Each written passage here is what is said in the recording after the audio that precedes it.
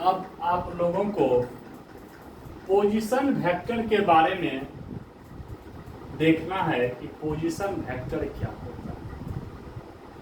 तो सबसे पहले तो आप लोग 2D कोऑर्डिनेट में स्पष्ट रूप से, तो ये थ्योरी है, लिखना है, लेकिन थोड़ा सा हम आप लोगों को अलग से समझा रहे हैं 2D से रिलेटेड बात। जैसे आप हॉरिजॉन्टल एक्सिस एक्स एक्सिस ले रहे हैं और वर्टिकल एक्सिस वाई एक्सिस ले रहे हैं, ये ओरिजिन। तो किसी भी पॉइंट का जो आप पोजीशन लिखते हैं, बाय चांस 2 और 3 ही किसी एक पॉइंट का कोऑर्डिनेट लिख रहे हैं, इससे क्या है स्पष्ट कि इस पॉइंट से यहाँ एक्स एक्सिस और वाई एक्सिस पर आप वर्टिकली यदि राउंड करते हैं, अब ये जो डिस्टेंस है ये 2 है और ये 3, ये स्पेसिफाइड ओरिजिन से हो रहा है, ये 2 यूनिट और ये 3 यूनिट। उसी तरह यहाँ भी है, ये स्पेस की बात है, फिक्स्ड पॉइंट यहाँ भी दिखाना है। तो कह रहा है a vector which specifies the position of a point with respect to the fixed point. आप फिक्स्ड पॉइंट को यहाँ पर ओरिजिन भी बोल सकते हैं, जैसे यहाँ पर फिक्स्ड पॉइंट ओरिजिन का काम कर रहा है।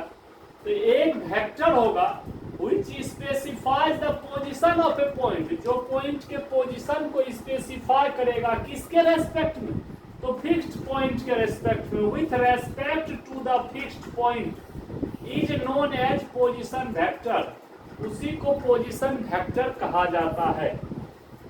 यदि ए सिंगल इन्वर्टेड कॉमा में लिखे हैं, if a be a position vector of a point P, यदि कोई पॉइंट P है, यदि A उसका पोजीशन वेक्टर बोला जा रहा है, सबसे पहले तो इसको कैसे इंडिकेट करेंगे, कैसे लिखेंगे, then it is indicated by P A vector. Position vector जब भी आप लिखेंगे तो इस फॉर्म में लिखेंगे, तभी आप स्पष्ट कर पाएंगे कि ये जो है ये P पॉइंट का पोजीशन वेक्टर है।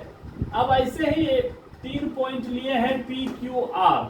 अब यदि P पॉइंट का पोजीशन वेक्टर A माने हैं, Q पॉइंट का वेक्टर B माने हैं और R पॉइंट का वेक्टर C माने हैं, स्पष्ट है OP वेक्टर बराबर वेक्टर A होगा, OQ वेक्टर बराबर वेक्टर B होगा और OR वेक्टर बराबर वेक्टर C होगा। ये पोजीशन वेक्टर है। P पॉइंट का इस प्रकार से लिख रहे हैं, अर्थात P पॉइंट के साथ ओरिजिन है, तो क्या लिखा है, with respect to a fixed point, fixed point के रेस्पेक्ट में ओपी वेक्टर जो है वो वेक्टर ए है। यहाँ कोई वेक्टर ए के बारे में यदि आप लोगों को पूछे कि वेक्टर ए क्या है, तो आप कह सकते हैं वेक्टर ए जो है position vector of a point P. Vector A क्या है, तो position vector of a point P. Vector A यहाँ पर पॉइंट P का पोजीशन वेक्टर है। स्पष्ट इस बात को ध्यान रखना है कि वेक्टर A क्या है, तो पोजीशन वेक्टर है of a point P। Point P का पोजीशन वेक्टर है। हम उम्मीद करते हैं कि आप लोग अच्छे से समझ गए होंगे इस बात को कि किसी भी पॉइंट का जो पोजीशन वेक्टर है उसके साथ ओरिजिन स्पेसिफाई, जब तक आप ओरिजिन को नहीं लेंगे OQ वेक्टर लिखेंगे तब वेक्टर B लिखेंगे, नहीं तो ऐसे लिखेंगे Q vector B। A vector which specifies the position of a point with respect to the fixed point is known as position vector. If A be a position vector of a point P, यदि A जो है point P का position vector हो, then it is indicated by P A vector, तब इसको P A vector से indicate किया जाता है।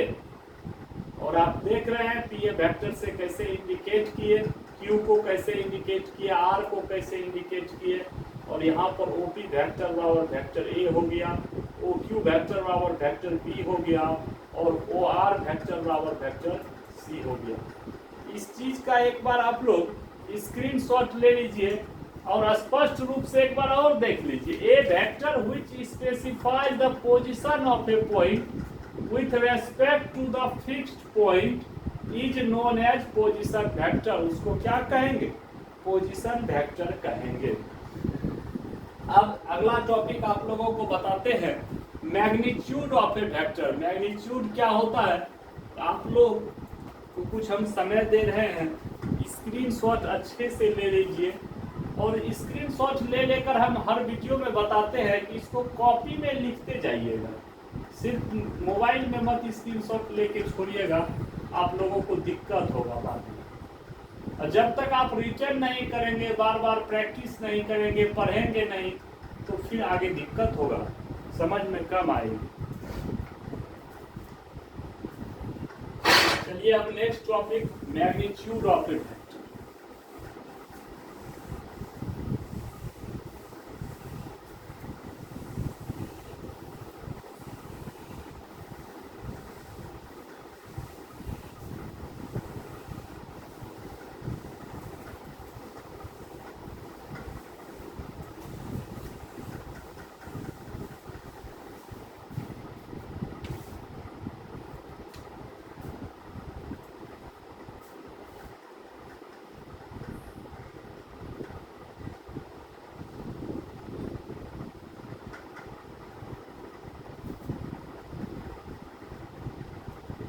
मैग्नीट्यूड ऑफ ए, किसी भी वेक्टर का मैग्नीट्यूड क्या होता है? तो इसका जो वेक्टर का मैग्नीट्यूड होता है, मान सकते हैं फिगर में, जैसे ए बी एक वेक्टर है, ए से बी की ओर डायरेक्शन दे देते हैं, x1 y1 z1 ए का कोऑर्डिनेट और b का x2 y2 z2 लेंगे। तो आप कह सकते हैं कि ये जो डिस्टेंस होता है इनिशियल पॉइंट और टर्मिनल पॉइंट के बीच का डिस्टेंस, इसी को मैग्नीट्यूड ऑफ ए वेक्टर कहते हैं। The distance between initial point and terminal point of a vector is called magnitude of a vector. The distance between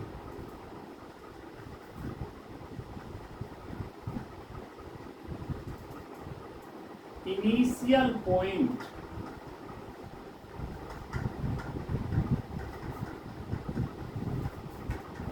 and terminal point of a vector.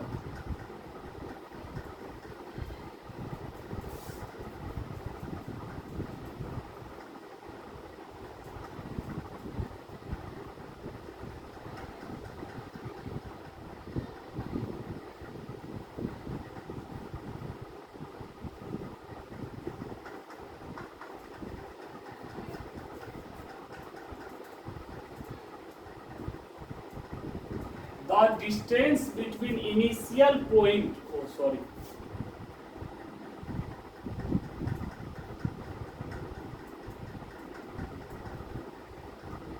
the distance between initial point and terminal point of a vector is called magnitude of a vector. Initial point अर्थात जो प्रारंभिक बिंदु है और terminal point जो अंत बिंदु है, इस दोनों के बीच जो डिस्टेंस होती है इसी को मैग्नीट्यूड ऑफ ए वेक्टर कहते हैं। The distance between initial point and terminal point of a vector is called magnitude of a vector. तो यहाँ पर आपको एक फिगर भी दिखाए हुए हैं, यहाँ के माध्यम से आपको दिखाते हैं, मतलब कह सकते हैं ये इसका एग्जाम्पल है, मैग्नीट्यूड ऑफ ए वेक्टर का एक एग्जाम्पल है। यहाँ पर ये भी वेक्टर का मैग्नीट्यूड क्या होगा, देखिए दोनों का पोजीशन दिया हुआ है, कोऑर्डिनेट जिसको बोलते हैं, x2 माइनस x1 का whole square plus y2 minus y1 का whole square plus z2 minus z1 का होल स्क्वायर। यही है ये भी वेक्टर का मैग्नीट्यूड। इस दोनों के बीच का जो डिस्टेंस है ये हो गया मैग्नीट्यूड ऑफ ए वेक्टर, ये भी वेक्टर। इसका भी आप लोग स्क्रीनशॉट ले लीजिए, काम देगा आप लोगों को।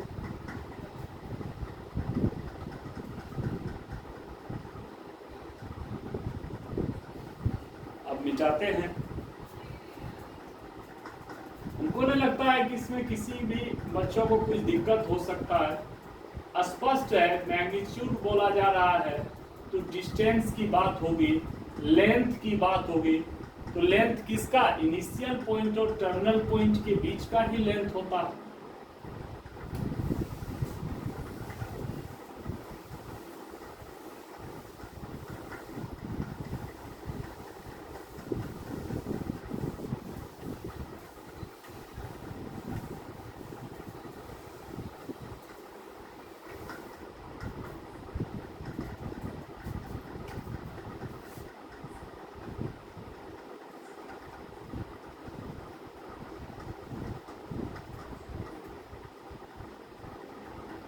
ट्रायंगल्स लॉ एक वेक्टर में होता है। अब आप लोगों को लगेगा कि ट्रायंगल्स लॉ क्या है,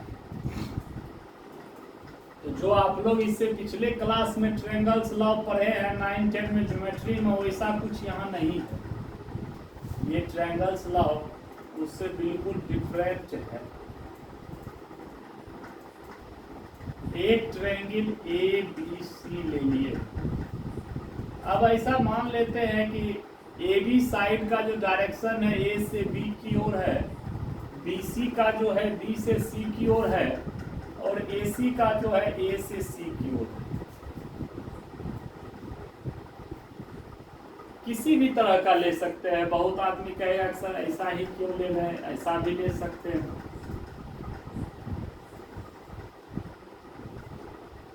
इसको पी क्यू आर मान लेते हैं। तो P से Q की ओर, Q से R की ओर, R से P की ओर, इस प्रकार कर ले लिए। दोनों में डायरेक्शन का थोड़ा सा डिफरेंस है।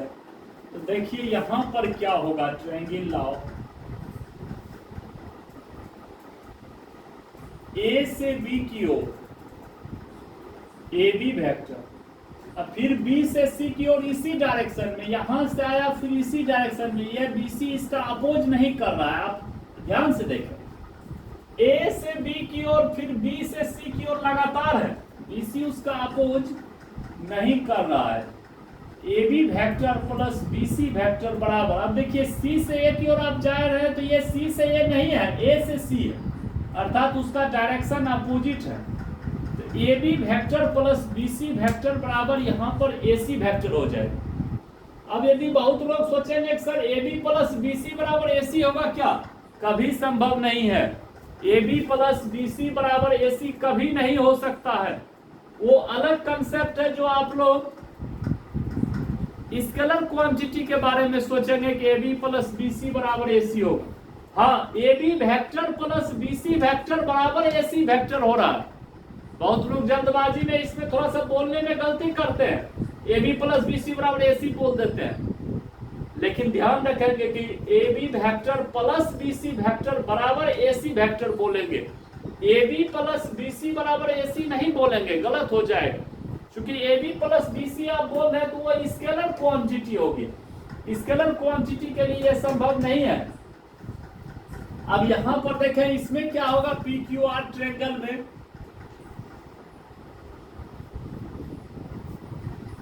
P से Q की ओर आ रहा है, फिर Q से R की ओर आ रहा है, P से Q लगातार Q से अब फिर R से P, कोई अपोज नहीं कर रहा, R से P जा रहा है। इस तीनों का जो वेक्टर सम होगा, सभी का डायरेक्शन, इस ट्रायंगल के सभी साइड का डायरेक्शन सेम है। इस ट्रायंगल के तीनों साइड का जो वेक्टर सम होगा वो 0 वेक्टर होगा। इस ट्रायंगल के तीनों साइड का जो वेक्टर सम होगा वो 0 वेक्टर होगा। ये चीज हमेशा ध्यान रखें। ट्रायंगल में जब भी होगा किसी दो में से कोई एक होगा। चूंकि किसी भी प्रकार का आप ट्रायंगल बनाएं, कोई भी साइड दें, इसमें हमेशा आपको, जैसे कि मान लीजिए आप नाम दे रहे हैं DEF, आप या तो इधर से डायरेक्शन देंगे, खूब करेंगे तो इसका अपोजिट कर देंगे। अब यहाँ आप या तो एरो F से D की ओर देते हैं या D से F की ओर देते हैं। आप जिस साइड में भी एरो देते हैं, डी से एफ दे या एफ से डी दे, हमेशा दो तरह का ही केस होगा, या तो ऐसा होगा या ऐसा होगा। तो यहां पर आप चाहे तो डी से एफ की ओर तक दे सकते हैं। तो बाई चांस डी से एफ दिए तो डी से एफ और एफ से ई सेम हो गया, और डी से ई, तो यहां क्या हो जाएगा, यहां पर डी ई वेक्टर का तो डायरेक्शन सबसे अलग है, किसके वेक्टर सम के बराबर हो जाएगा, D F vector plus F E vector के वेक्टर सम के बराबर हो जाएगा। हमेशा दो ही कंडीशन होगा, किसी दो साइड्स का डायरेक्शन सेम होगा, एक का अपोजिट होगा, या हो सकता है कि तीनों का सेम हो, इसके अलावा कोई अन्य कंडीशन नहीं। मात्र दो केस ही ट्रायंगल्स लॉ में हो सकता है कि ट्रायंगल के किसी भी दो साइड्स का डायरेक्शन सेम है, तीसरे का अपोजिट है, या तीनों साइड्स का डायरेक्शन सेम है। यदि ट्रायंगल के तीनों साइड्स का डायरेक्शन सेम हो तो P Q vector plus Q R vector plus R P vector बराबर जीरो वेक्टर होता है। आप लोग जीरो वेक्टर के बारे में इससे पहले ही पढ़ चुके हैं कि जीरो वेक्टर क्या है। अब इसका आप लोग स्क्रीनशॉट ले लीजिए अस्थिर से, और इसको बार बार जो है हम बोल रहे हैं कि स्क्रीनशॉट लेकर सिर्फ छोड़ना नहीं है, इसको लिखते जाइएगा आप लोग क्लास खत्म होने के बाद, तभी आप लोगों को दिक्कत नहीं होगी। हम उम्मीद करते हैं इतना समय पर्याप्त है स्क्रीनशॉट लेने के लिए।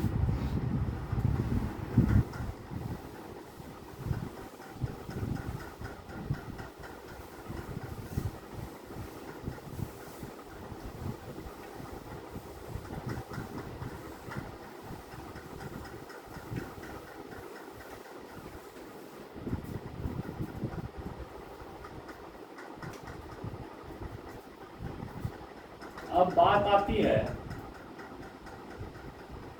Opposite vectors.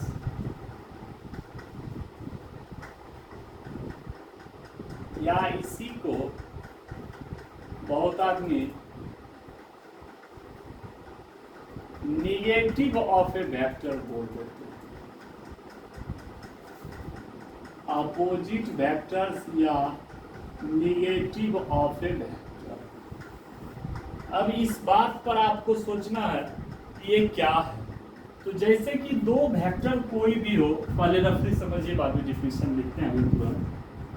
मान लीजिए ये भी वेक्टर ही है, तो जब दो वेक्टर है दोनों का मैग्नीट्यूड समान होगा। ये भी लेते हैं तो बी ए ले लीजिए, दोनों का मैग्नीट्यूड तो समान है, लोग लेकिन दोनों का डायरेक्शन क्या है, एक दूसरे से अलग है, तो दोनों एक दूसरे का अपोजिट वेक्टर है।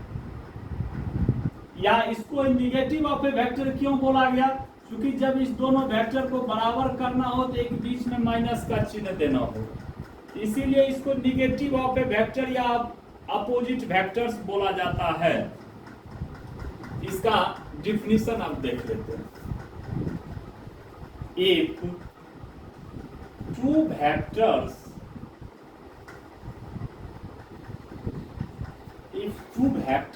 have same magnitude, if two vectors have same magnitude but opposite in direction,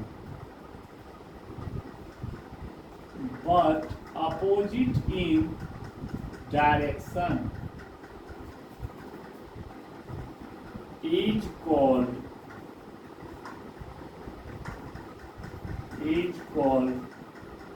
opposite vectors।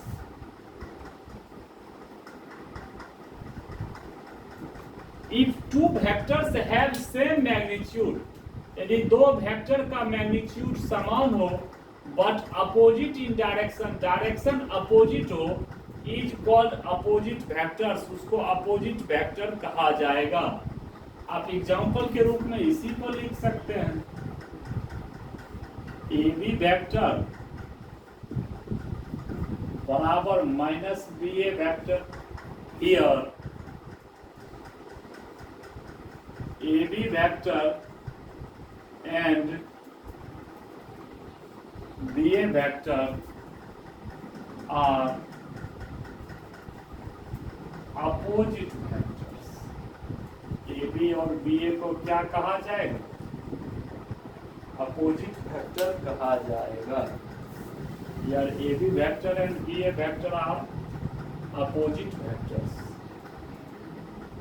हम उम्मीद करते हैं कि आप लोग अच्छे से समझ गए होंगे अपोजिट वेक्टर क्या होता है या नेगेटिव ऑफ ए वेक्टर क्या होता है। इफ टू वेक्टर्स, यदि दो वेक्टर हो, हैव सेम मैग्नीट्यूड, दोनों का मैग्नीट्यूड समान हो, बट अपोजिट इन डायरेक्शन, लेकिन दोनों का डायरेक्शन एक दूसरे के विपरीत हो, अपोजिट हो, इज कॉल्ड अपोजिट वेक्टर्स, उसको अपोजिट वेक्टर कहते हैं। आप एग्जांपल देख रहे हैं, ए बी वेक्टर बराबर माइनस बी ए वेक्टर लिखा गया है। चूंकि ए बी वेक्टर और बी ए वेक्टर का जो है मैग्नीट्यूड समान है, लेकिन एक नेगेटिव चिन्ह लगाएंगे तभी दोनों बराबर हो। Here A B vector and B A vector are opposite vectors, इस दोनों को अपोजिट वेक्टर कहा जाएगा। चलिए ठीक, स्क्रीनशॉट तो हम उम्मीद करते हैं आप लोग ले ही लिए होंगे या ले लीजिए।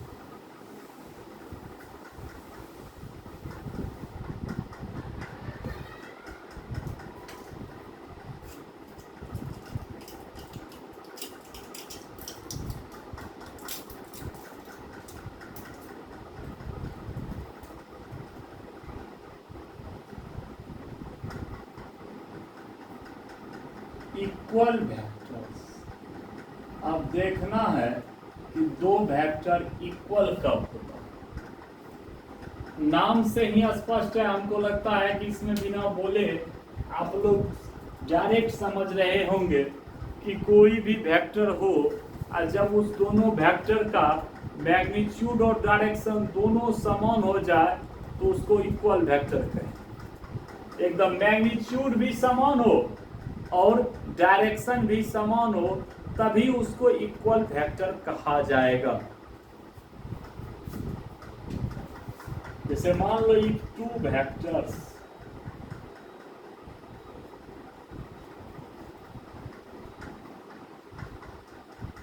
Vector A and vector B, यदि दो वेक्टर ले लिए वेक्टर ए और vector B, having the same magnitude and direction, इस दोनों का मैग्नीट्यूड और डायरेक्शन दोनों समान हो, having the same magnitude and direction,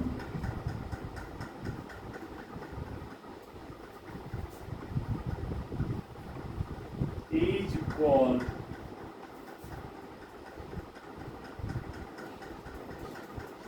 equal vectors.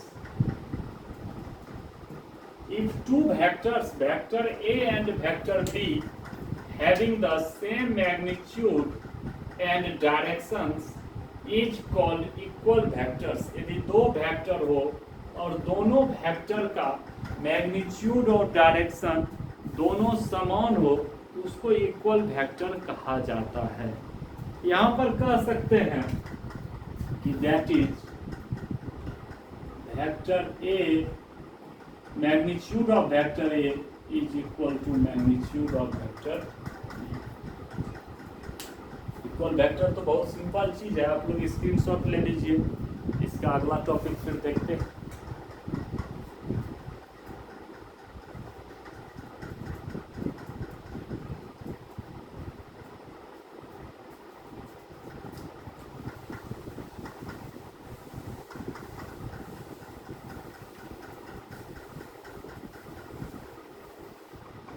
अब आप लोग एक नाम देख रहे होंगे, एक्सरसाइज में कभी पलट कर देखे होंगे तो को इनिशियल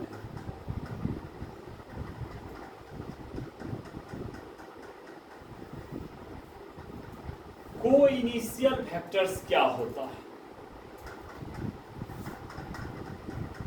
सबसे पहले तो को इनिशियल शब्द जो है, इस दोनों का मीनिंग क्या है? ये दोनों शब्द मिलकर ही को इनिशियल शब्द का फॉर्म दे रहा है, इसीलिए हम यहाँ पर अलग अलग भी लिखे हैं। को मतलब ही होता है टू और मोर देन, दो या दो से अधिक। इनिशियल कहने का मतलब तो आप समझ ही रहे हैं, इनिशियल पॉइंट। तो जब दो या दो से अधिक वेक्टर का इनिशियल पॉइंट, शुरुआत की बिंदु, प्रारंभिक बिंदु समान होगा तो वो सभी वेक्टर को इनिशियल वेक्टर कहलाएंगे। If two or more than two vectors having the same initial point is called co-initial vector। दो या दो से अधिक वेक्टर का, पहले लिख देते हैं, आप लोग को कंफ्यूजन होगी। If two or more than two vectors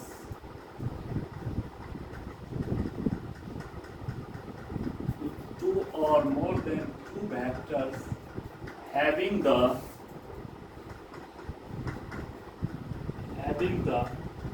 same initial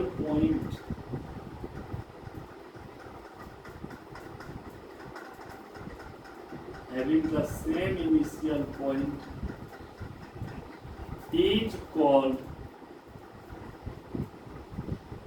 co-initial vector। यदि दो या दो से अधिक वेक्टर का इनिशियल पॉइंट समान हो रहा हो तो उसे को इनिशियल वेक्टर कहेंगे। अब कुछ एग्जाम्पल हम लोग देखते हैं, जब के माध्यम से पता चलेगा कि को इनिशियल कौन सा वेक्टर है।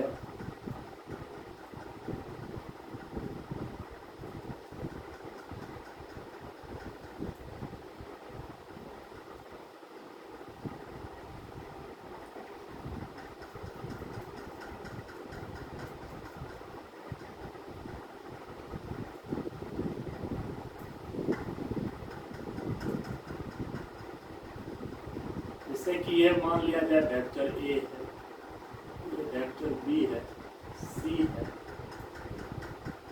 डी है, ई है और क्या।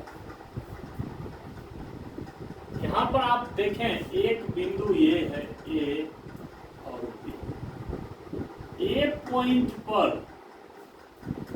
तीन वेक्टर स्टार्ट हो रहा है। ए पॉइंट जो है वहां से तीन वेक्टर शुरू हो रहा है, स्टार्ट हो रहा है, वेक्टर ए, वेक्टर बी और वेक्टर सी। तो पॉइंट ए के लिए और पॉइंट ए के लिए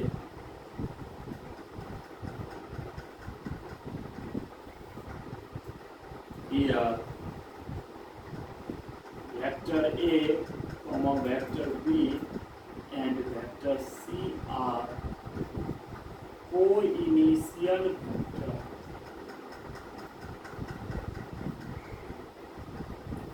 ए, बी और सी ये तीनों को-इनिशियल वेक्टर पॉइंट ए के लिए, क्योंकि इस तीनों का वेक्टर ए का भी प्रारंभिक बिंदु इनिशियल पॉइंट ए है, वेक्टर बी का भी इनिशियल पॉइंट ए है और वेक्टर सी का भी इनिशियल पॉइंट ए है। ये तीनों जो है को इनिशियल वेक्टर है, वेक्टर ए, वेक्टर बी और वेक्टर सी। अब पॉइंट बी के लिए देखें, पॉइंट बी से भी वेक्टर डी स्टार्ट हो रहा है, वेक्टर ई स्टार्ट हो रहा है, लेकिन वेक्टर एफ पॉइंट बी पर जाके खत्म हो रहा है। ये टर्मिनल पॉइंट है, अंतिम बिंदु है, इसीलिए पॉइंट बी के लिए और पॉइंट बी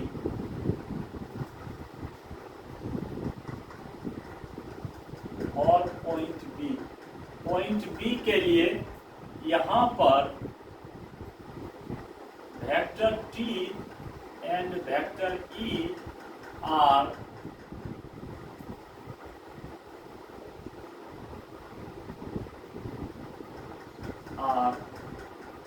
को-इनिशियल पॉइंट।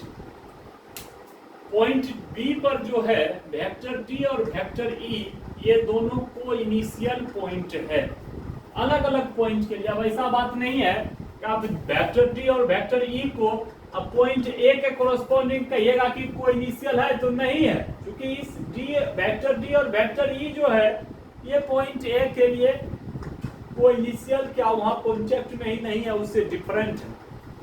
हाँ, वेक्टर ए, वेक्टर बी और वेक्टर सी ये तीनों पॉइंट जो है पॉइंट ए के लिए को-इनिशियल वेक्टर, और पॉइंट बी के लिए जो है पॉइंट डी, वेक्टर डी और वेक्टर ई ये दोनों को-इनिशियल वेक्टर हैं। हमको लगता है आप लोग एग्जांपल अच्छी तरह समझ गए होंगे। वेक्टर एफ जो है पॉइंट बी के लिए को-इनिशियल नहीं है, क्योंकि वेक्टर एफ जो है वहां जाके लास्ट हो रहा है पॉइंट बी पर, ना कि स्टार्ट हो रहा है। जो सब वेक्टर किसी एक पॉइंट से शुरू कर रहा हो, इनिशियल पॉइंट उसका वो हो, प्रारंभिक बिंदु वही हो, वो सभी वेक्टर को-इनिशियल वेक्टर कहलाते हैं, अन्यथा नहीं कहलाते। तो आप लोग अच्छी तरह से समझ गए होंगे, डिफिनीशन भी स्पष्ट है। इफ टू और more than two vectors having the same initial point is called co-initial vectors, उसको को-इनिशियल वेक्टर कहा जाएगा। मुझको लगता है कि काफी है, स्क्रीनशॉट आप लोग ले लीजिए। अब अगले दिन हम लोग देखेंगे